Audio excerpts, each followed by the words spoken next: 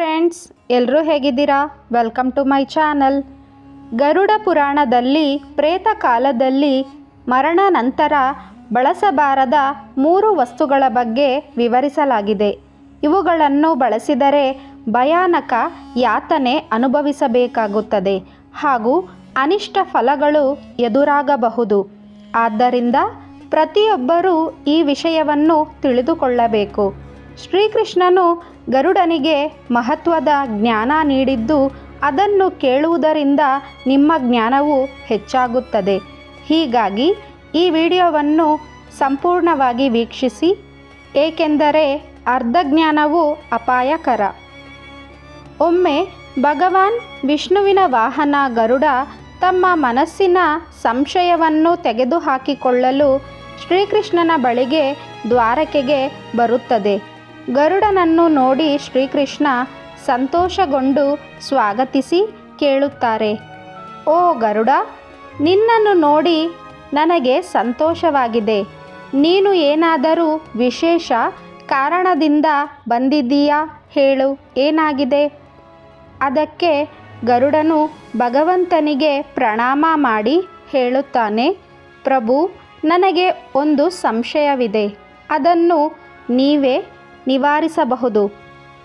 ಶ್ರೀಕೃಷ್ಣ ನಗುತ್ತಾ ಉತ್ತರಿಸಿದರು, ಓ ಗರುಡ, ನಿನಗೆ ಯಾವುದೇ ಸಂಶಯವಿದ್ದರೂ ಆತಂಕವಿಲ್ಲದೆ ಕೇಳು.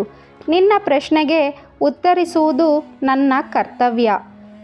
ಗರುಡನು ಗಂಭೀರವಾಗಿ ಕೇಳಿದರು, ಪ್ರಭು, ಯಾವ ಜೀವಿಯು ಮರಣ ಹೊಂದಿದಾಗ ಅದು ತನ್ನೊಂದಿಗೆ ಏನನ್ನು ತೆಗೆದುಕೊಂಡು ಹೋಗುತ್ತದೆ ಮತ್ತು ಆ ವ್ಯಕ್ತಿಯಿಂದ ಬಾಕಿ ಉಳಿದ ಯಾವ ವಸ್ತುಗಳನ್ನು ಜೀವಿತಮಾನದಲ್ಲಿ ಉಳಿದವರು ಬಳಸಬಾರದು? ಶ್ರೀಕೃಷ್ಣ ತಾಳ್ಮೆಯಿಂದ ಉತ್ತರಿಸಿದರು, ಗರುಡ, ನಿನ್ನ ಪ್ರಶ್ನೆ ಬಹಳ ಮಹತ್ವವಾಗಿದೆ. ಈ ಜಗತ್ತಿನಲ್ಲಿ ಹುಟ್ಟಿದ ಪ್ರತಿಯೊಬ್ಬರಿಗೂ ಮರಣವು ಅನಿವಾರ್ಯ. ಮನುಷ್ಯನು ಖಾಲಿ ಹಸ್ತದಿಂದ ಜನಿಸುತ್ತಾನೆ, ಆದರೆ ಮರಣದ ಸಮಯದಲ್ಲಿ 5 ವಸ್ತುಗಳನ್ನು ತನ್ನೊಂದಿಗೆ ಕೊಂಡೊಯ್ಯುತ್ತಾನೆ. ಅದೇ ಸಮಯದಲ್ಲಿ ಜೀವಿತ ಮಾನವರು ಮೃತ ವ್ಯಕ್ತಿಯ 3 ವಸ್ತುಗಳನ್ನು ಎಂದಿಗೂ ಬಳಸಬಾರದು. ನಿನ್ನ ಈ 2 ಪ್ರಶ್ನೆಗಳಿಗೆ ಉತ್ತರಿಸುವ ಮೊದಲು ನಾನು ನಿನಗೆ ಒಬ್ಬ ಬ್ರಾಹ್ಮಣ ಮತ್ತು 5 ಪ್ರೇತಗಳ ಕತೆ ಹೇಳುತ್ತೇನೆ. ಈ ಕಥೆಯನ್ನು ಗಮನದಿಂದ ಕೇಳು, ಏಕೆಂದರೆ ಇದರಿಂದ ಮನುಷ್ಯ ಜೀವನದ ಮಹತ್ವವನ್ನು ನೀನು ಅರ್ಥ ಮಾಡಿಕೊಳ್ಳಬಲ್ಲೆ. ಈ ಕಥೆಯನ್ನು ಕೇಳುವುದರಿಂದ ಮನುಷ್ಯನ ಅನೇಕ ಪಾಪಗಳು ನಾಶವಾಗುತ್ತವೆ. ಆದ್ದರಿಂದ ಈ ಪವಿತ್ರ ಕಥೆಯನ್ನು ಕೇಳು. ಗರುಡನು ಭಕ್ತಿಯಿಂದ ಹೇಳಿದರು, ಪ್ರಭು, ನಾನು ಈ ಕಥೆಯನ್ನು ಶ್ರದ್ಧೆಯಿಂದ ಕೇಳಲು ಸಿದ್ಧನಾಗಿದ್ದೇನೆ. ದಯವಿಟ್ಟು ಆ ಪಾವನವಾದ ಕಥೆಯನ್ನು ನನಗೆ ತಿಳಿಸಿ. ಈ ಕತೆ ಕೇಳುವ ಮುಂಚೆ ನಮ್ಮ ಚಾನಲ್ನ ಮೊದಲನೇ ಬಾರಿ ನೋಡುತ್ತಿದ್ದರೆ ಸಬ್ಸ್ಕ್ರೈಬ್ ಮಾಡಿಕೊಳ್ಳಿ. ಜೈ ಶ್ರೀಕೃಷ್ಣ ಎಂದು ಕಮೆಂಟ್ ಮಾಡಿ. ಒಂದು ಕಾಲದಲ್ಲಿ ರಘುನಂದನ್ ಎಂಬ ಒಬ್ಬ ಬಡ ಬ್ರಾಹ್ಮಣನಿದ್ದ. ಆತ ಅತ್ಯಂತ ಗುಣವಂತನಾಗಿದ್ದರು. ಶಾಸ್ತ್ರಗಳಲ್ಲಿ ಪಾಂಡಿತ್ಯ ಹೊಂದಿದ್ದರು. ವೇದಶಾಸ್ತ್ರಗಳ ಆಳವಾದ ಅಧ್ಯಯನ ಮಾಡಿದ್ದರು. ಅವರು ತನ್ನ ಜ್ಞಾನವನ್ನು ದುರುಪಯೋಗ ಪಡಿಸಿಕೊಂಡಿರಲಿಲ್ಲ. ಅವರಿಗೆ ಬಹಳಷ್ಟು ಜ್ಞಾನ ಇದ್ದರೂ ಹಣ ಸಂಪಾದನೆಗಾಗಿ ಅದನ್ನು ಬಳಸಲು ಅವರು ಎಂದಿಗೂ ಇಚ್ಛಿಸಲಿಲ್ಲ. ರಘುನಂದನ್ ತುಂಬ ಬಡವನಾಗಿದ್ದರು. ಭಿಕ್ಷೆ ಬೇಡಿ ತನ್ನ ಜೀವನವನ್ನು ಸಾಗಿಸುತ್ತಿದ್ದ. ಒಂದು ದಿನ ಆತ ತಪಸ್ಸು ಮಾಡಲು ಅರಣ್ಯಕ್ಕೆ ತೆರಳುವ ನಿರ್ಧಾರ ಬಂತು. ರಘುನಂದನ್ ಭಗವಂತನ ಧ್ಯಾನ ಮಾಡುವ ಉದ್ದೇಶದಿಂದ ವನದಲ್ಲಿ ಸಂಚರಿಸಲು ಆರಂಭಿಸಿದರು. ಇದು ಅತ್ಯಂತ ಭಯಾನಕ ಮತ್ತು ಭೀತದಾಯಕ ಅರಣ್ಯವಾಗಿದ್ದು, ಇದರ ಬಗ್ಗೆ ಜನರು ಚರ್ಚೆ ಮಾಡುತ್ತಿದ್ದರು. ಬಹಳ ಕಡಿಮೆ ಮಂದಿ ಮಾತ್ರ ಈ ಅರಣ್ಯಕ್ಕೆ ಪ್ರವೇಶಿಸುವ ಧೈರ್ಯ ಹೊಂದಿದ್ದರು, ಏಕೆಂದರೆ ಈ ಸ್ಥಳದ ವಾತಾವರಣವೇ ಭಯಂಕರವಾಗಿತ್ತು. ಅರಣ್ಯದ ಒಳಗಿನ ದೃಶ್ಯ ಭಯಾನಕವಾಗಿತ್ತು. ಸೂರ್ಯನ ಬೆಳಕು ಕೂಡ ನೆಲವರೆಗೆ ತಲುಪಲು ಸಾಧ್ಯವಿರಲಿಲ್ಲ. ಕೆಲವು ಮರಗಳು ಅತಿ ಪ್ರಾಚೀನವಾಗಿದ್ದು ಮಹಾವೃಕ್ಷಗಳಂತೆ ಭಾರೀ ಬೇರುಗಳನ್ನು ನೆಲದ ಮೇಲಕ್ಕೆ ವಿಸ್ತರಿಸಿಕೊಂಡು ಎಲ್ಲೆಡೆ ಹರಡಿಕೊಂಡಿದ್ದವು. ವೃಕ್ಷ ಮತ್ತು ಅಶ್ವತ್ಥ ಮರಗಳು ಅಪಾರವಾಗಿ ಬೆಳೆಯುತ್ತಿದ್ದವು. ಅವುಗಳ ಕೆಳಗೆ ಏನಾದರೂ ಬಂದರೆ ನಾಶವಾಗುವಂತಿತ್ತು. ಅವುಗಳ ಹತ್ತಿರ ಹಾದು ಹೋಗುವವರು ಬೆಚ್ಚಿ ಬೀಳಿಸುವಂತಹ ವಾತಾವರಣ ಇತ್ತು. ವನದ ಇಡೀ ವಾತಾವರಣವೇ ಭಯಾನಕ ಮತ್ತು ರಹಸ್ಯಮಯವಾಗಿತ್ತು. ಪ್ರತಿ ಹೆಜ್ಜೆಗೂ ಮರಣದ ಭೀತಿ ಆವರಿಸಿಕೊಂಡಿತ್ತು. ಈ ರೀತಿ ಅರಣ್ಯವನ್ನು ದಾಟುತ್ತಾ ರಘುನಂದನ್ ಒಂದು ಅತ್ಯಂತ ಪ್ರಾಚೀನ ವೃಕ್ಷದ ಹತ್ತಿರ ತಲುಪಿದರು. ರಘುನಂದನ್ ಆ ಪ್ರಾಚೀನ ವೃಕ್ಷದ ಹತ್ತಿರ ತಲುಪಿದಾಗ ಅವರು ಅದರ ಕೆಳಗೆ 5 ಪಿಶಾಚರು ನಿಂತಿರುವುದನ್ನು ನೋಡಿದರು. ಆ ಪಿಶಾಚಕರು ಅರಣ್ಯದ ಮೂಲಕ ಹಾದು ಹೋಗುವ ಮಾನವರನ್ನು ಹಿಡಿದು ತಿನ್ನುತ್ತಿದ್ದವು. ಯಾರಾದರೂ ಆ ಮಾರ್ಗದಲ್ಲಿ ಪ್ರಯಾಣ ಮಾಡಿದರೆ ಅವರನ್ನು ಹಿಡಿದು ಜೀವಂತವಾಗಿ ಭಕ್ಷಿಸುತ್ತಿದ್ದರು. ಆ ಪಿಶಾಚಕರು ತುಂಬ ಕ್ರೂರರಾಗಿದ್ದರು. ಅವರಿಗೆ ಧರ್ಮದ ಬಗ್ಗೆ ಯಾವುದೇ ಅರಿವು ಇರಲಿಲ್ಲ.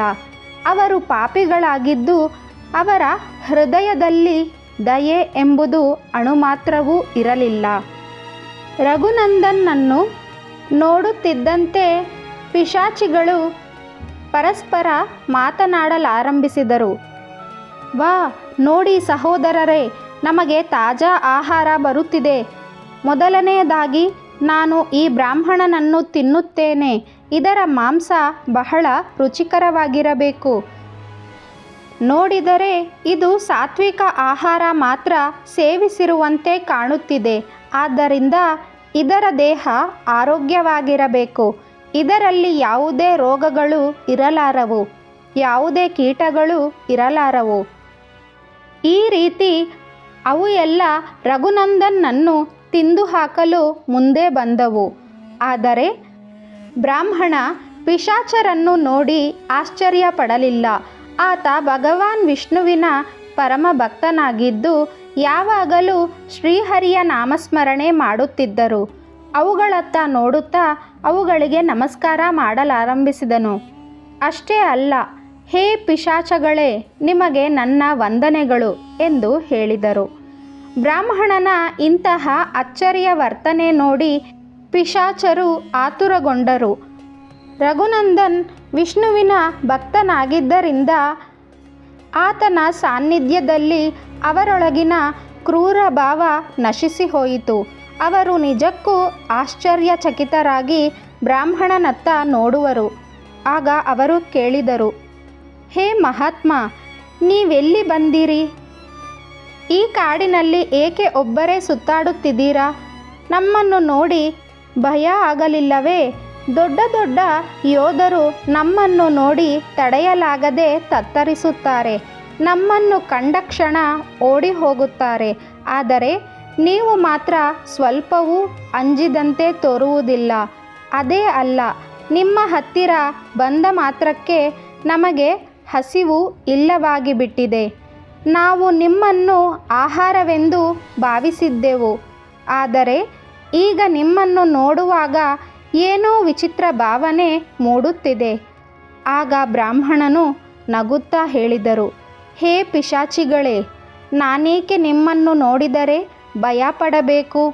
ನಾನು ಚೆನ್ನಾಗಿ ಬಲ್ಲೆ. ಭಗವಂತ ಸದಾ ನನ್ನೊಂದಿಗಿದ್ದಾರೆ. ಅವರ ಅನುಮತಿ ಇಲ್ಲದೆ ಒಂದೇ ಒಂದು ಎಲೆ ಕೂಡ ಅಲುಗಾಡದು. ಅವರು ನಿರ್ಧರಿಸಿದ ದಾರಿಗೆ ಯಾರೂ ಹೋಗಬಾರದು. ನನ್ನ ಜೀವ ನಿಮ್ಮ ಕೈಯಿಂದಲೇ ಮುಗಿಯಬೇಕಾದರೆ ಅದನ್ನು ತಡೆಯಲು ನಾನು ಏನೂ ಮಾಡಲಾರೆ. ನನಗೆ ಭಗವಂತನ ಇಚ್ಛೆಯೇ ಸರ್ವೋತ್ತಮ. ನನ್ನ ಭಾಗ್ಯದಲ್ಲಿ ಅವರು ಏನನ್ನು ಬರೆದಿದ್ದಾರೋ ಅದನ್ನು ನಾನು ಸಮ್ಮತಿಸುತ್ತೇನೆ. ನೀವು ನನ್ನನ್ನು ತಿಂದು ತೃಪ್ತಿಗೊಳ್ಳಬಲ್ಲಿರಾದರೆ ಅದನ್ನು ನಾನು ನನ್ನ ಭಾಗ್ಯವೆಂದು ಭಾವಿಸುತ್ತೇನೆ. ಈ ಲೋಕದ ಪ್ರತಿಯೊಬ್ಬ ಜೀವಿಯ ತೃಪ್ತಿಯೇ ನಮ್ಮ ಕರ್ತವ್ಯ. ಪಿಶಾಚರು ಭಗವಂತನ ಸೃಷ್ಟಿಯೇ. ಅವರು ಮಾಡಿದ ಸೃಷ್ಟಿಯನ್ನು ನಾನು ಹೇಗೆ ನಿಂದಿಸಬಹುದು? ಬ್ರಾಹ್ಮಣನ ಇಂತಹ ಮಾತುಗಳನ್ನು ಕೇಳಿ ಪಿಶಾಚರು ಮೌನವಾಗಿ ಬಿಟ್ಟರು. ಅವರ ಒಳಗೆ ಭಯವೂ ಇಲ್ಲದ ಶುದ್ಧ ಭಾವನೆಯ ಮಾತುಗಳನ್ನು ಕೇಳಿದಂತೆ ಭಾಸವಾಯಿತು. ಅವರು ಅಚ್ಚರಿಯಿಂದ ಕೇಳಿದರು, ಬ್ರಾಹ್ಮಣ ದೇವ, ನಿಮ್ಮ ಮಾತುಗಳು ಬಹಳ ಅದ್ಭುತವಾಗಿವೆ. ನಿಮ್ಮ ಮಾತುಗಳನ್ನು ಕೇಳಿದರೇನೆ ನಮಗೆ ತೃಪ್ತಿ ಹೊಂದಿದೆ. ನಾವು ನಿಮ್ಮನ್ನು ತಿಂದು ಹಾಕುವುದಿಲ್ಲ. ದಯವಿಟ್ಟು ನಮಗೆ ಹೇಳಿ, ನೀವು ಯಾರು? ಈ ಕಾಡಿನಲ್ಲಿ ಏಕೆ ತಿರುಗುತ್ತಾ ಇದ್ದೀರಿ? ಆಗ ಬ್ರಾಹ್ಮಣ ಉತ್ತರಿಸಿದರು, ಹೇ ಪಿಶಾಚಿಗಳೇ, ನನ್ನ ಹೆಸರು ರಘುನಂದನ್. ನಾನು ಭಗವಂತನ ಭಕ್ತಿಗಾಗಿ ಶಾಂತಿಯುತ ಸ್ಥಳವನ್ನು ಹುಡುಕುತ್ತಾ ಈ ಕಾಡಿಗೆ ಬಂದಿದ್ದೇನೆ.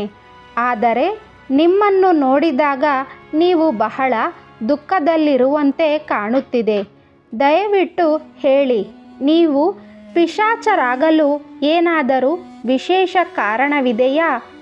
ನಾನು ನಿಮಗಾಗಿ ಏನಾದರೂ ಸಹಾಯ ಮಾಡಬಲ್ಲೆನಾದರೆ ಖಚಿತವಾಗಿ ಮಾಡುತ್ತೇನೆ. ಬ್ರಾಹ್ಮಣನ ಈ ಮಾತುಗಳನ್ನು ಕೇಳಿದ ಪಿಶಾಚರು ಮೂಕವಾಗಿ ಬಿಟ್ಟರು. ಅವರ ಕಣ್ಣಿನಲ್ಲಿ ಪ್ರಥಮ ಬಾರಿಗೆ ಕರಾಳತೆಯ ಬದಲು ಆಘಾತ ಮೂಡಿತು. ಅವರು ನಿಶಬ್ದವಾಗಿ ಪರಸ್ಪರ ನೋಡಿಕೊಂಡು ತಕ್ಷಣವೇ ಉತ್ತರಿಸಲು ಪ್ರಯತ್ನಿಸಿದರು. ಮಹಾತ್ಮ, ನಿಮಗೆ ನಮಸ್ಕಾರ. ನಾವು ಎಲ್ಲರೂ ನಮ್ಮ ಪಾಪಕರ್ಮಗಳ ಫಲವಾಗಿ ಪಿಶಾಚರಾಗಿದ್ದೇವೆ.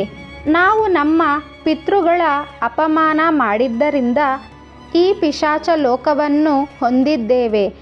ನಮ್ಮ ಈ ಶಾಪಿತ ದೇಹದಿಂದ ನಾವು ಎಷ್ಟು ಹೊತ್ತಿಗೆ ಮುಕ್ತರಾಗುವುದೋ ನಮಗೂ ತಿಳಿದಿಲ್ಲ. ಮನುಷ್ಯರಾಗಿ ಬದುಕಿದಾಗಲೂ ನಾವು ಅನೇಕ ಪಾಪಗಳನ್ನು ಮಾಡಿದ್ದೆವು. ಪಿಶಾಚರಾಗಿ ಅನೇಕ ಅಘೋರ ಕೃತ್ಯಗಳನ್ನು ನಡೆಸಿದ್ದೇವೆ. ನಾವು ಎಷ್ಟು ಅನಗತ್ಯವಾಗಿ ತಿನ್ನದ ಅಪರಾಧಿಗಳ ರಕ್ತ ಕುಡಿದು ಬದುಕಿದ್ದೇವೆ. ಇದರಿಂದ ನಮಗೆ ಯಾವತ್ತೂ ಮೋಕ್ಷ ಸಿಗುವುದಿಲ್ಲ ಎಂಬ ಭಯವಾಗಿದೆ. ಆಗ ಬ್ರಾಹ್ಮಣ ಕರುಣೆಯಿಂದ ಹೇಳಿದರು, ಪಿಶಾಚಿಗಳೇ, ನಿಮ್ಮ ನೋವನ್ನು ನಾನು ಅರ್ಥ ಮಾಡಿಕೊಳ್ಳಬಲ್ಲೆ. ದಯವಿಟ್ಟು ನನಗೆ ಹೇಳಿ, ನಾನು ಹೇಗೆ ನಿಮ್ಮನ್ನು ಈ ಪಿಶಾಚ ಲೋಕದಿಂದ ಮುಕ್ತಗೊಳಿಸಬಹುದು? ನಾನು ಮಧ್ಯದೇಶದ ಬ್ರಾಹ್ಮಣನಾದ ರಘುನಂದನ್. ನಾನು ಹಲವು ವರ್ಷಗಳ ಕಾಲ ತಪಸ್ಸು, ವ್ರತ, ಉಪವಾಸ ಮಾಡಿದ್ದೇನೆ. ನಿಮ್ಮ ಮೋಕ್ಷಕ್ಕಾಗಿ ಯಾವುದಾದರೂ ಉಪಾಯ ಇದ್ದರೆ ದಯವಿಟ್ಟು ತಿಳಿಸಿ. ನಾನು ಅದನ್ನು ಶ್ರದ್ಧೆಯಿಂದ ಪಾಲಿಸುವೆ. ಬ್ರಾಹ್ಮಣನ ಈ ಮಾತುಗಳನ್ನು ಕೇಳಿ ಪಿಶಾಚರು ತಕ್ಷಣವೇ ಶೋಕದಲ್ಲಿ ಮುಳುಗಿದರು. ಅವರಿಗೆ ಏನೋ ಅಚ್ಚರಿಯ ಅನುಭವವಾಯಿತು.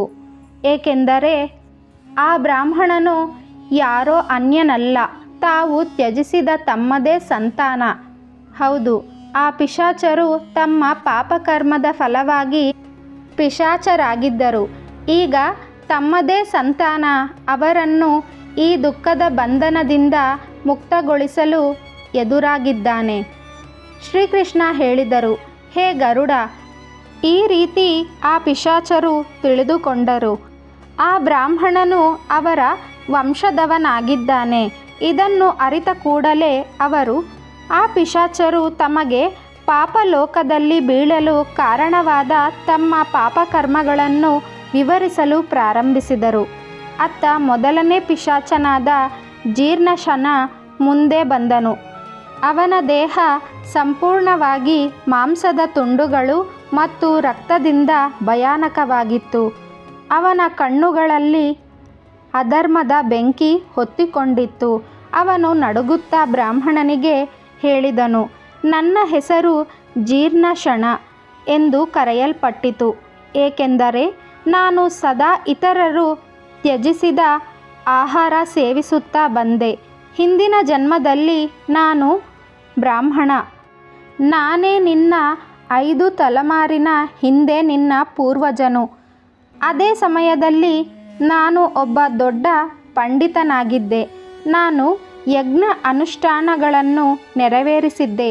ಆದರೆ ಕಾಲಕ್ರಮೇಣ ನನ್ನ ಆಸೆ ಮೋಹ ಹೆಚ್ಚಾಯಿತು. ನನಗೆ ಇತರರು ತ್ಯಜಿಸಿದ ಆಹಾರವನ್ನು ತಿಂದು ಸಂತೋಷಿಸುವ ಅಭ್ಯಾಸ ಬಂದಿತು. ನಾನು ಅದನ್ನು ಅಧರ್ಮವೆಂದು ತಿಳಿದಿದ್ದರೂ ನಿರ್ಲಕ್ಷ್ಯದಿಂದ ಅದನ್ನು ಮುಂದುವರೆಸಿದೆ. ಇತರರ ಉಳಿದ ಆಹಾರದಲ್ಲಿ ವಿಶೇಷ ರುಚಿ ಕಂಡು ಅದನ್ನು ಒಪ್ಪಿಸಿಕೊಂಡೆ. ನಾನು ಮಾತ್ರ ಅಲ್ಲ, ಇತರರಿಗೂ ಆ ಆಹಾರವನ್ನು ನೀಡಲು ಪ್ರಾರಂಭಿಸಿದೆ. ಅದೇ ನನ್ನ ಪತನಕ್ಕೆ ಕಾರಣವಾಯಿತು. ಒಮ್ಮೆ ಒಂದು ಪವಿತ್ರ ಯಜ್ಞದ ನಂತರ ಉಳಿದ ಆಹಾರವನ್ನು ನಾನು ತಿಂದೆ. ಅದರಿಂದ ನನ್ನ ದೇಹದಲ್ಲಿ ವಿಷ ನಿರ್ಮಾಣವಾಯಿತು. ಆ ಕ್ಷಣದಲ್ಲಿ ನನ್ನ ಸಾವಾಯಿತು. ಆದರೆ ನನ್ನ ಪಾಪ ಕರ್ಮದಿಂದ ನಾನು ಪಿಶಾಚನಾಗಿ ಇನ್ನೂ ಇದೇ ರೀತಿ ಉಳಿದ ಆಹಾರವನ್ನು ತಿಂದು ಬದುಕುತ್ತಿರುವೆ. ಇದು ನನ್ನ ಶಾಪ. ಅವನ ಕಥೆಯನ್ನು ಹೇಳಿದ ನಂತರ ಇನ್ನೊಂದು ಪಿಶಾಚನು ಮುಂದೆ ಬಂದು, ಅವನ ಹೆಸರು ವಸ್ತ್ರಹೀನ ಆಗಿತ್ತು. ಅವನ ದೇಹ ಸಂಪೂರ್ಣವಾಗಿ ಉದ್ಧರಿಸಿ ಎಲುಬುಗಳು ಸ್ಪಷ್ಟವಾಗಿ ಕಾಣುತ್ತವೆ. ಅವನು ಬ್ರಾಹ್ಮಣನತ್ತ ನೋಡುತ್ತಾ ಹೇಳಿದನು, ನನ್ನನ್ನು ವಸ್ತ್ರಹೀನ ಎಂದು ಕರೆಯಲಾಗುತ್ತದೆ, ಏಕೆಂದರೆ ನಾನು ಸದಾ ನಗ್ನನಾಗಿಯೇ ಇದ್ದೆ. ಬ್ರಾಹ್ಮಣ, ನಾನು ನಿನ್ನ 6ನೇ ತಲೆಮಾರಿನ ಪೂರ್ವಜ.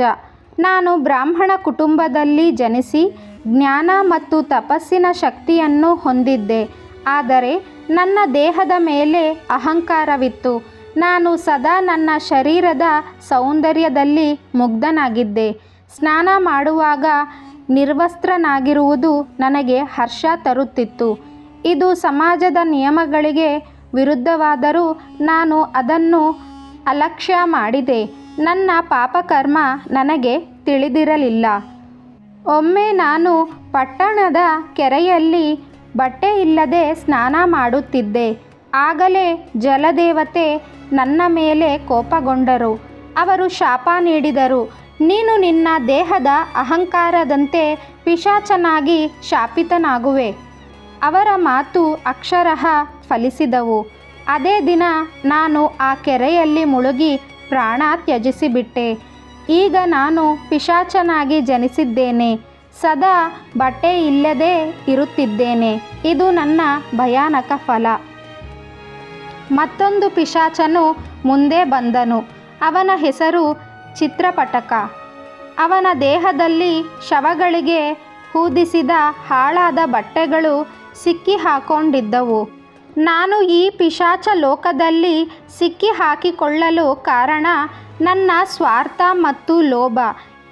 ನಾನು ನಿನ್ನ ಪೂರ್ವಜರಲ್ಲಿ ಒಬ್ಬನು. ಒಬ್ಬ ಗೌರವಾನ್ವಿತ ಬ್ರಾಹ್ಮಣ ಕುಲದಲ್ಲಿ ಜನಿಸಿದ್ದೆ. ಆದರೆ ನನ್ನ ಮನಸ್ಸಿನಲ್ಲಿ ಲೋಭ ಹೆಚ್ಚಿತ್ತು. ನಾನು ಸ್ಮಶಾನಗಳಿಗೆ ಹೋಗಿ ಅಲ್ಲಿ ಶವಗಳಿಗೆ ಹಾಕಿದ ಬಟ್ಟೆಗಳನ್ನು ಕದ್ದು ಅವುಗಳನ್ನು ಮಾರುತ್ತಿದ್ದೆ. ಮರಣ ಹೊಂದಿದವರಿಗೆ ಸೇರಿದ ಬಟ್ಟೆಗಳನ್ನು ನಾನು ಹಣಕ್ಕಾಗಿ ಬಳಸಿದ್ದೆ.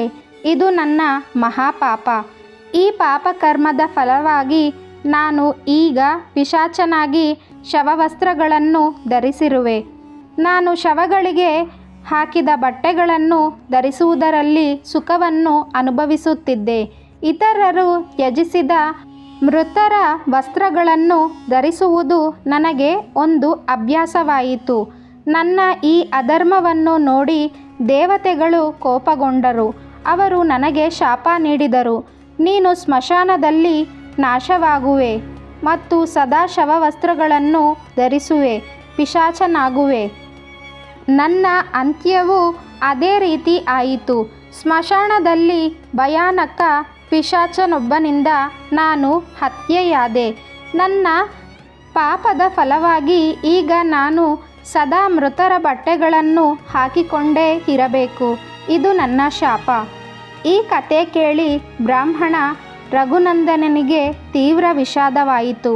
ಅದೇ ಸಮಯದಲ್ಲಿ ಇನ್ನೊಂದು ಪಿಶಾಚನು ಮುಂದೆ ಬಂದು, ಈ ಪಿಶಾಚನ ಹೆಸರು ದುರ್ಗಂಧ. ಅವನ ದೇಹದಿಂದ ಭಯಾನಕ ದುರ್ವಾಸನೆ ಹರಡಿತು. ಈ ವಾಸನೆಯನ್ನು ಸಹಿಸಿಕೊಳ್ಳಲು ಬ್ರಾಹ್ಮಣನಿಗೆ ಕೂಡ ಕಷ್ಟವಾಯಿತು. ನನಗೆ ದುರ್ಗಂಧ ಎಂಬ ಹೆಸರು ಬಂದಿದ್ದು ನಾನು ಸದಾ ಅಪವಿತ್ರತೆಯಲ್ಲಿ ಮುಳುಗಿದ್ದ ಕಾರಣ ನಾನು ಹಿಂದಿನ ಜನ್ಮದಲ್ಲಿ ನಿನ್ನ ಪೂರ್ವಜನು. ಆದರೆ ನನ್ನ ಜೀವನದಲ್ಲಿ ಶುದ್ಧತೆಯ ಪಾತ್ರವೇ ಇರಲಿಲ್ಲ. ಬ್ರಾಹ್ಮಣನಾಗಿದ್ದರೂ ನಾನು ಅಪವಿತ್ರ ವಸ್ತ್ರಗಳನ್ನು ಧರಿಸಿದ್ದೆ, ಅಪವಿತ್ರ ಸ್ಥಳಗಳಲ್ಲಿ ವಾಸಿಸಿದ್ದೆ. ನಾನು ದೇಹದ ಸ್ವಚ್ಛತೆಯ ಬಗ್ಗೆ ಪರಿಗಣನೆ ಇಟ್ಟಿರಲಿಲ್ಲ. ನಾನು ಸ್ನಾನ ಮಾಡಿರಲಿಲ್ಲ. ಇದು ಅಧರ್ಮವೆಂದು ತಿಳಿದಿದ್ದರೂ ನಾನು ಇದನ್ನು ನಿರ್ಲಕ್ಷ್ಯ ಮಾಡಿದೆ. ಈ ಪಾಪಕರ್ಮದಿಂದ ದೇವತೆಗಳು ನನಗೆ ಶಾಪ ನೀಡಿದರು. ನೀನು ಸದಾ ಅಪವಿತ್ರತೆಯೊಳಗೆ ಜೀವನ ಸಾಗಿಸಬೇಕು. ನನ್ನ ಅಂತ್ಯವೂ ಹೀಗೆಯೇ ಆಯಿತು. ನಾನು ಒಂದು ಕಲುಷಿತವಾದ ದುರ್ವಾಸನೆಯ ನೀರಿನಲ್ಲಿ ಮುಳುಗಿ ಸಾವನ್ನಪ್ಪಿದೆ. ಈಗ ನಾನು ಈ ಪಿಶಾಚ ಲೋಕದಲ್ಲಿ ಸದಾ ಅಪವಿತ್ರತೆಗೆ ಸಿಕ್ಕಿಹಾಕಿಕೊಂಡು ಅಲೆದಾಡುತ್ತಿದ್ದೇನೆ. ಅಂತಿಮವಾಗಿ 5ನೇ ಪಿಶಾಚಿ ಪ್ರೇತಭಕ್ಷ. ಅವನ ಮುಖವು ರಕ್ತದಿಂದ ಮಡಿದಿತ್ತು ಮತ್ತು ಅವನ ಕೈಗಳಲ್ಲಿ ಮಾಂಸದ ತುಂಡುಗಳು ಇದ್ದವು. ಅವನು ಭಯಾನಕವಾಗಿ ನಗುತ್ತಾ ಬ್ರಾಹ್ಮಣನಿಗೆ ಹೇಳಿದನು, ನಾನು ಪ್ರೇತಭಕ್ಷ. ನಿನ್ನ ಪೂರ್ವಜರಲ್ಲಿ ನಾನೂ ಒಬ್ಬ ಬ್ರಾಹ್ಮಣ. ನಾನು ಹಿಂಸೆ ಮತ್ತು ಕ್ರೂರತೆಯ ಜೀವನವನ್ನು ಆರಿಸಿಕೊಂಡೆ.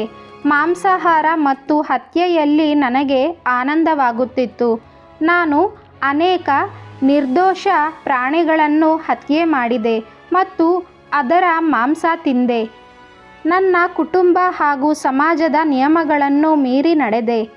ನಾನು ಮಾಡಿದ ಈ ಅಧರ್ಮದ ಪರಿಣಾಮವಾಗಿ ನನ್ನ ಮರಣವು ಮಾಂಸಾಹಾರಿ ಭೋಜನದ ವೇಳೆ ಸಂಭವಿಸಿತು. ದೇವತೆಗಳು ನನಗೆ ಶಾಪ ನೀಡಿದರು. ಈ ಶಾಪದ ಫಲವಾಗಿ ನಾನು ಈ ಪಿಶಾಚಿ ಲೋಕದಲ್ಲಿ ಹುಟ್ಟಿ ಸದಾ ರಕ್ತ ಮತ್ತು ಮಾಂಸಕ್ಕೆ ಬಲಿಯಾಗಿರಬೇಕಾಯಿತು.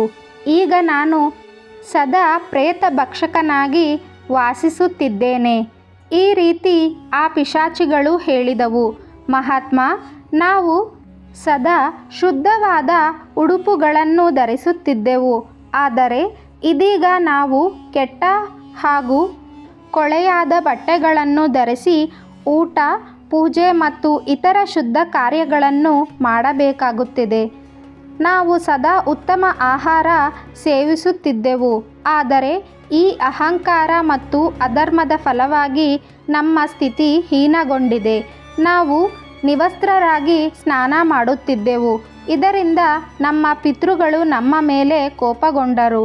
ನಾವು ಯಾವುದೇ ಯಜ್ಞ ತರ್ಪಣ ಅಥವಾ ಪಿತೃಗಳಿಗೆ ಆಹಾರ ಅರ್ಪಣೆ ಮಾಡಲಿಲ್ಲ. ಈ ಕಾರಣಗಳಿಂದ ನಾವು ಪಿಶಾಚಿಗಳಾಗಿ ಪರಿವರ್ತನೆಗೊಂಡಿದ್ದೇವೆ. ಈ ಕಾರಣದಿಂದ ನಮಗೆ ಮರಣದ ನಂತರ ಪ್ರೇತ ರೂಪವನ್ನು ಸ್ವೀಕರಿಸಬೇಕಾಯಿತು. ನಂತರ ಆ ಪಿಶಾಚಿಗಳು ಹೇಳಿದರು, ನೀನು ನಮ್ಮದೇ ವಂಶದವನು. ನಾವು ನಿನ್ನ ಪೂರ್ವಜರು. ದೇವರ ಕೃಪೆಯಿಂದಲೇ ಅವರು ನಿನ್ನನ್ನು ನಮ್ಮ ಬಳಿಗೆ ಕಳುಹಿಸಿದ್ದಾರೆ. ಈಗ ನಮಗೆ ನಂಬಿಕೆಯಾಗಿದೆ. ನೀನು ಖಂಡಿತವಾಗಿಯೂ ನಮ್ಮ ಮುಕ್ತಿಗಾಗಿ ಏನಾದರೂ ಮಾಡುತ್ತೀಯಾ? ನನ್ನ ಪೂರ್ವಜರು ಈ ರೀತಿ ಪೀಡಿತರಾಗಿರುವುದನ್ನು ನೋಡಿದ ಬ್ರಾಹ್ಮಣನಿಗೆ ಬಹಳ ದುಃಖವಾಗುತ್ತದೆ. ಅವರು ಯೋಚಿಸುತ್ತಾರೆ, ಪ್ರತಿ ಮಾನವನು ತನ್ನ ಪೂರ್ವಜರ ಮುಕ್ತಿಗಾಗಿ ಕರ್ಮ ಮಾಡುವುದು ಅವಶ್ಯಕ. ಅವರ ಆತ್ಮಶಾಂತಿಗಾಗಿ ನಾನು ಕಾರ್ಯ ಮಾಡಲೇಬೇಕು. ರಘುನಂದನ್ ಸಹಾಯ ಕೇಳಿದ ಪಿಶಾಚಿಗಳಿಗೆ ಬ್ರಾಹ್ಮಣನು ವಚನ ಕೊಡುತ್ತಾರೆ, ಹೇ ಪಿತಾಮಹರೇ, ನಾನು ನಿಮ್ಮ ಮುಕ್ತಿಗಾಗಿ ಖಂಡಿತ ಪರಿಹಾರ ಮಾಡುತ್ತೇನೆ. ನಂತರ ಆ ಬ್ರಾಹ್ಮಣನು ಮುನಿ ಅಗಸ್ತ್ಯರ ಬಳಿಗೆ ಹೋಗಿ ಪಿತೃಗಳ ಮೋಕ್ಷಕ್ಕಾಗಿ ಏನು ಮಾಡಬೇಕು ಎಂದು ಕೇಳುತ್ತಾರೆ. ಆಗ ಮುನಿ ಅಗಸ್ತ್ಯರು ಪಿತೃಗಳ ಮುಕ್ತಿಗಾಗಿ ತರ್ಪಣ, ಶ್ರಾದ್ದ, ಪಿಂಡದಾನ ಮತ್ತು ದಾನ ಧರ್ಮ ಮುಂತಾದ ಕರ್ಮಗಳ ಮಹತ್ವವನ್ನು ವಿವರಿಸುತ್ತಾರೆ. ನಂತರ ಆ ಬ್ರಾಹ್ಮಣನು ಪವಿತ್ರ ನದಿಯ ತಟಕ್ಕೆ ಹೋಗಿ ಮುನಿ ತಿಳಿಸಿದ ರೀತಿಯಲ್ಲಿ ಎಲ್ಲ ಕ್ರಿಯೆಗಳನ್ನು ನೆರವೇರಿಸುತ್ತಾರೆ. ಮೊದಲು ನದಿಯ ಪವಿತ್ರ ಜಲದಿಂದ ತರ್ಪಣ ಮಾಡುತ್ತಾರೆ. ನಂತರ ನದಿಯ ತಟದಲ್ಲಿ ಕುಳಿತು ಪಿಂಡದಾನ ಮಾಡುತ್ತಾರೆ. ತನ್ನ ಶಕ್ತಿಗೆ ಅನುಗುಣವಾಗಿ ಪೂರ್ವಜರ ಮುಕ್ತಿಗಾಗಿ ಶ್ರಾದ್ದ ಮತ್ತು ದಾನ ಕರ್ಮಗಳನ್ನು ನೆರವೇರಿಸುತ್ತಾರೆ. ಆತನ ಶಕ್ತಿಗೆ ತಕ್ಕಂತೆ ದಾನ ಧರ್ಮವನ್ನು ನೆರವೇರಿಸುತ್ತಾರೆ. ಈ ರೀತಿಯಾಗಿ ಆ ಬ್ರಾಹ್ಮಣ ತರ್ಪಣ ಮತ್ತು ದಾನ ಧರ್ಮ ಮಾಡಿರುವುದರಿಂದ ಆ ಪಿಶಾಚಿಗಳು ಮುಕ್ತರಾಗುತ್ತಾರೆ ಮತ್ತು ಸ್ವರ್ಗಲೋಕಕ್ಕೆ ಪ್ರಯಾಣಿಸುತ್ತಾರೆ. ನಂತರ ಶ್ರೀಕೃಷ್ಣ ಗರುಡನಿಗೆ ಹೇಳಿದರು, ಗರುಡ, ಈ ಕಾರಣದಿಂದಲೇ ಮಾನವನಿಗೆ ಸದಾ ಶುದ್ಧವಾದ ವಸ್ತ್ರ ಧರಿಸುವ ಅಭ್ಯಾಸ ಮಾಡಬೇಕು. ಕೊಳೆಯಾದ ಬಟ್ಟೆಗಳನ್ನು ಧರಿಸಬಾರದು. ಹಾಗೆಯೇ ಶುದ್ಧ ಮತ್ತು ಸಾತ್ವಿಕ ಆಹಾರ ಸೇವಿಸಬೇಕು. ಇತರರ ಉಳಿದ ಆಹಾರ, ನೆಲದಲ್ಲಿ ಬಿದ್ದಿದ್ದ ಆಹಾರ, ಯಾರಾದರೂ ಮೀರಿ ಹೋದ ಅಥವಾ ಪಿತೃಗಳಿಗೆ ಅರ್ಪಿಸದೆ ಸೇವಿಸಿದ ಆಹಾರವನ್ನು ಉಚಿತವಾಗಿ ಸೇವಿಸಬಾರದು. ಈಗ ನಾನು ಮೃತ ವ್ಯಕ್ತಿಯ ವಸ್ತುಗಳ ಕುರಿತು ನಿಮಗೆ ತಿಳಿಸುತ್ತೇನೆ. ಅದನ್ನು ಜೀವಿತಮಾನದಲ್ಲಿ ಯಾರೂ ಬಳಸಬಾರದು. ಆದ್ದರಿಂದ ನೀನು ಗಮನವಿಟ್ಟು ಕೇಳು ಗರುಡ. ಮಾನವನು ಈ ಭೌತಿಕ ಜಗತ್ತಿನಲ್ಲಿ ಜನ್ಮ ತಾಳಿದ ಮೇಲೆ ಹಲವು ಭೌತಿಕ ಸುಖಗಳ ಮೋಹಕ್ಕೆ ಒಳಗಾಗುತ್ತಾನೆ. ಮರಣದ ನಂತರವೂ ಅವನಿಗೆ ಆ ವಸ್ತುಗಳ ಮೇಲಿನ ಆಕರ್ಷಣೆ ಕಡಿಮೆಯಾಗದು. ಮಾನವನು ಈ ಭೌತಿಕ ಸುಖಗಳ ಮೇಲಿನ ಆಸೆ ತ್ಯಜಿಸಿ ಸಂಪೂರ್ಣವಾಗಿ ದೇವರನ್ನು ಸ್ವೀಕರಿಸುವವರೆಗೂ ಅವನು ಭಿನ್ನ ಭಿನ್ನ ಲೋಕಗಳಲ್ಲಿ ಪುನರ್ಜನ್ಮ ಪಡೆಯುತ್ತಾ ಭೂಮಿಯ ಮೇಲೆ ಅಲೆದಾಡುತ್ತಾನೆ. ಕೆಲವೊಮ್ಮೆ ಈ ಮೋಹ ಅಷ್ಟು ಹೆಚ್ಚು ಆಗಿರುತ್ತದೆ, ಅವನು ಮರಣದ ನಂತರವೂ ಈ ಭೂಮಿಯ ಮೇಲೆಯೇ ಸಂಚರಿಸುತ್ತಾನೆ. ಅಂದರೆ ಅವನು ಪ್ರೇತ ಲೋಕದಲ್ಲಿ ಇರುತ್ತಾನೆ. ಯಾರಾದರೂ ಅಕಾಲಿಕ ಮರಣ ಹೊಂದಿದರೆ ಅವನು ಪ್ರೇತ ಲೋಕಕ್ಕೆ ಸೇರುತ್ತಾನೆ. ಪ್ರೇತನಾಗಿ ತನ್ನ ಕುಟುಂಬದವರಿಗೆ ನೋವು ಮತ್ತು ಸಂಕಟವನ್ನು ಉಂಟು ಮಾಡುತ್ತಾನೆ. ಹಲವಾರು ಬಾರಿ ಕುಟುಂಬದವರು ತಮ್ಮ ಮೃತ ಪೂರ್ವಜರ ಸ್ಮರಣಾರ್ಥಕವಾಗಿ ಅವರ ವಸ್ತುಗಳನ್ನು ತಮ್ಮಲ್ಲೇ ಇಟ್ಟುಕೊಳ್ಳುತ್ತಾರೆ ಅಥವಾ ಅವುಗಳನ್ನು ಬಳಸಲಾರಂಭಿಸುತ್ತಾರೆ. ಆದರೆ ಮೃತ ವ್ಯಕ್ತಿಯ ಕೆಲವು ವಸ್ತುಗಳನ್ನು ಜೀವನದಲ್ಲಿ ಬಳಸುವುದಿಲ್ಲ, ಏಕೆಂದರೆ ಅವುಗಳಿಗೆ ಆ ವ್ಯಕ್ತಿಯ ಶಕ್ತಿಯು ಸಂಬಂಧಿಸಿದೆ. ಅವರ ಮೋಹ ಅತಿ ಹೆಚ್ಚು ಇರುವುದರಿಂದ ಮರಣದ ನಂತರವೂ ಅವರು ಆ ವಸ್ತುಗಳ ಜೊತೆ ನಂಟು ಕಟ್ಟಿಕೊಂಡಿರುತ್ತಾರೆ. ಯಾರಾದರೂ ಆ ವಸ್ತುಗಳನ್ನು ಬಳಸಿದರೆ ಅವನು ಅನೇಕ ಸಮಸ್ಯೆಗಳನ್ನು ಎದುರಿಸಬೇಕಾಗುತ್ತದೆ. ಪ್ರೇತಾತ್ಮ ಆ ವ್ಯಕ್ತಿಗೆ ಬೇರೆ ಬೇರೆ ರೀತಿಯಲ್ಲಿ ತೊಂದರೆ ನೀಡಬಹುದು. ಆದ್ದರಿಂದ ಯಾರೂ ಸಹ ಮೃತ ವ್ಯಕ್ತಿಯ ವಸ್ತುಗಳನ್ನು ಬಳಸಬಾರದು. ಆದರೆ ಆ ವಸ್ತುಗಳನ್ನು ಮನೆಯಲ್ಲೇ ಗೌರವದಿಂದ ಇಡಬಹುದು ಅಥವಾ ನದಿಯ ನೀರಿನಲ್ಲಿ ಹರಿಯಬಿಡಬಹುದು. ಆದರೆ ಅವುಗಳನ್ನು ಪ್ರತಿದಿನದ ಉಪಯೋಗಕ್ಕೆ ತರುವಂತಿಲ್ಲ. ಮೃತಾತ್ಮನ ಶಾಂತಿಗಾಗಿ ಅವನ ಪ್ರಿಯ ವಸ್ತುಗಳನ್ನು ದಾನ ಮಾಡುವುದರಿಂದ ಬಹಳ ಶ್ರೇಯಸ್ಕರ ಫಲ ದೊರಕುತ್ತದೆ. ಮೃತ ವ್ಯಕ್ತಿಯ ಬಟ್ಟೆಗಳನ್ನು ಬಳಸಬಾರದು. ಅವುಗಳನ್ನು ತೊಡಲು ಪ್ರಯತ್ನ ಮಾಡದೇ ಇರೋದು ಉತ್ತಮ. ಆದರೆ ಯಾರಾದರೂ ಆ ಬಟ್ಟೆಗಳನ್ನು ಧರಿಸಿದರೆ ಆ ವ್ಯಕ್ತಿಯ ಆತ್ಮ ಅವನೊಂದಿಗೆ ನಂಟು ಕಟ್ಟಿಕೊಳ್ಳುತ್ತದೆ. ಮೃತ ವ್ಯಕ್ತಿಯ ಸಂಸ್ಮರಣೆಗಳು ಆ ಬಟ್ಟೆಗಳನ್ನು ಧರಿಸಿದ ವ್ಯಕ್ತಿಯನ್ನು ಹಿಂಸಿಸಬಹುದು. ಇದರಿಂದ ಆ ವ್ಯಕ್ತಿ ಮಾನಸಿಕ ಮತ್ತು ಶಾರೀರಿಕವಾಗಿ ದುರ್ಬಲನಾಗಬಹುದು. ಅನೇಕ ಬಾರಿ ಮೃತ ವ್ಯಕ್ತಿಯ ಶಕ್ತಿ ಆ ವ್ಯಕ್ತಿಯ ಮೇಲೆ ಪ್ರಭಾವ ಬೀರುತ್ತದೆ. ಆದ್ದರಿಂದ ಮೃತ ವ್ಯಕ್ತಿಯ ಬಟ್ಟೆಗಳನ್ನು ಧರಿಸುವುದನ್ನು ತಕ್ಷಣವೇ ತೊರೆದಿರಬೇಕು. ಅವನ ಆತ್ಮಕ್ಕೆ ಶಾಂತಿ ದೊರಕಲು ಅವನ ಬಟ್ಟೆಗಳನ್ನು ದಾನ ಮಾಡುವುದು ಶ್ರೇಯಸ್ಕರ. ಮರಣ ಹೊಂದಿದ ವ್ಯಕ್ತಿಯ ಆಭರಣಗಳು. ಮೃತ ವ್ಯಕ್ತಿಯ ಆಭರಣಗಳು ಕೂಡ ಅವರ ಬಟ್ಟೆಗಳಂತೆ ಅವರ ಶಕ್ತಿಯ ಉಗಮ ಸ್ಥಾನವಾಗುತ್ತವೆ. ಅವರು ತಮ್ಮ ಆಭರಣಗಳೊಂದಿಗೆ ಹೆಚ್ಚು ಭಾವನಾತ್ಮಕ ಸಂಬಂಧ ಹೊಂದಿರುತ್ತಾರೆ, ಏಕೆಂದರೆ ಪ್ರತಿಯೊಬ್ಬರೂ ತಮ್ಮನ್ನು ಸುಂದರವಾಗಿಸುವ ಉದ್ದೇಶದಿಂದ ಆಭರಣಗಳನ್ನು ಧರಿಸುತ್ತಾರೆ. ಆದರೆ ಯಾರಾದರೂ ಅವರ ಸಾವಿನ ನಂತರ ಆ ಆಭರಣಗಳನ್ನು ಧರಿಸಿದರೆ ಕಷ್ಟವನ್ನು ಅನುಭವಿಸುತ್ತಾರೆ. ಆತ್ಮ ಮೋಕ್ಷದ ಮಾರ್ಗವನ್ನು ತ್ಯಜಿಸಿ ಈ ಪ್ರಪಂಚದಲ್ಲೇ ತನ್ನ ಕುಟುಂಬದವರನ್ನು ಹಿಂಸಿಸಲು ಪ್ರಾರಂಭಿಸುತ್ತದೆ. ಮೃತ ವ್ಯಕ್ತಿಯ ಆಭರಣಗಳನ್ನು ಯಾವುದೇ ವ್ಯಕ್ತಿಯೂ ಬಳಸಬಾರದು, ಏಕೆಂದರೆ ಆ ಆಭರಣಗಳಲ್ಲಿ ಮೃತಾತ್ಮನ ಶಕ್ತಿ ಇರುತ್ತದೆ. ಮನುಷ್ಯ ತನ್ನ ಜೀವನದಲ್ಲಿ ಮಾಡಿದ ಪುಣ್ಯ ಕರ್ಮಗಳ ಫಲ ಸ್ವರ್ಗ ಪ್ರಾಪ್ತಿಗೆ ದಾರಿಯಾಗುತ್ತದೆ. ಆದರೆ ಮೃತ ವ್ಯಕ್ತಿಯ ಮಾಲೆಗಳು ಜೀವಂತ ವ್ಯಕ್ತಿಗಳು ಧರಿಸುವುದು ಶ್ರೇಯಸ್ಕರ ಅಲ್ಲ. ಆ ಮಾಲೆಯನ್ನು ಪವಿತ್ರ ನದಿಯ ಜಲದಲ್ಲಿ ಹರಿಯಬಿಡುವುದು ಉತ್ತಮ. ಪವಿತ್ರ ನದಿ ಆ ವ್ಯಕ್ತಿಯ ಎಲ್ಲ ಪುಣ್ಯಗಳನ್ನು ಸ್ವರ್ಗಲೋಕಕ್ಕೆ ಕೊಂಡೊಯ್ಯುತ್ತದೆ. ಶ್ರೀಕೃಷ್ಣ ಗರುಡನಿಗೆ ತಿಳಿಸುತ್ತಾರೆ, ಗರುಡ, ಮರಣದ ನಂತರ ಮನುಷ್ಯ ತನ್ನೊಂದಿಗೆ ಕೇವಲ ತನ್ನ ಪಾಪ ಪುಣ್ಯಗಳನ್ನು ಮಾತ್ರ ತೆಗೆದುಕೊಂಡು ಹೋಗುತ್ತಾನೆ.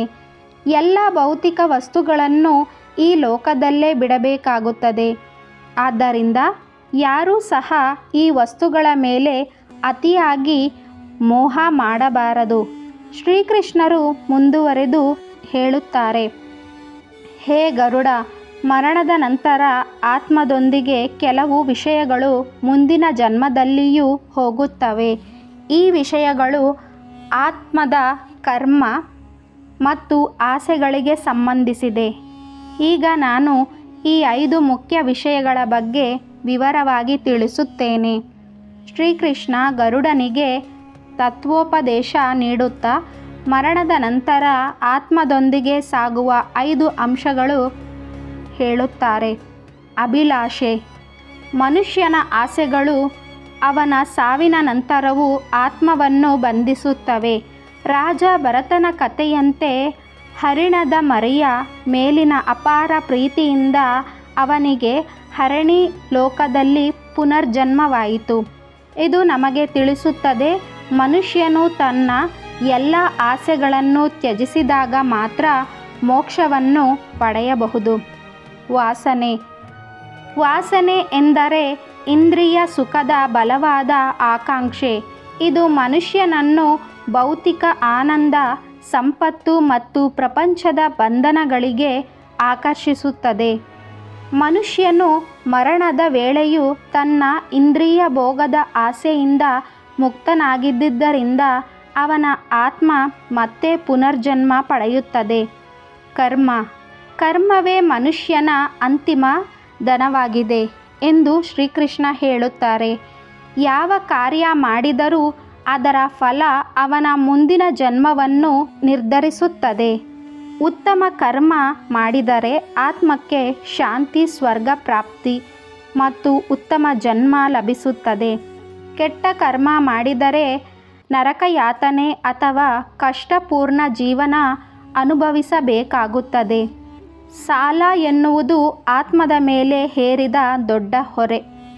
ಯಾವ ವ್ಯಕ್ತಿಯು ಯಾರಾದರೂ ಹಣ ಅಥವಾ ಸಹಾಯ ಪಡೆದು ಅದನ್ನು ತಿರುಗಿಸದೆ ಸಾಯುತ್ತಾನೋ ಅದು ಅವನ ಮುಂದಿನ ಜನ್ಮದಲ್ಲೂ ಉಳಿಯುತ್ತದೆ. ಸಾಲ ಆತ್ಮಕ್ಕೆ ಬಲವಾದ ಬಂಧನವನ್ನು ಉಂಟುಮಾಡುತ್ತದೆ ಮತ್ತು ಅದು ತೀರಿಸದೇ ಇರುವವರೆಗೆ ಮುಕ್ತಿಗೊಳ್ಳಲು ಸಾಧ್ಯವಿಲ್ಲ. ಪಾಪ ಮತ್ತು ಪುಣ್ಯ.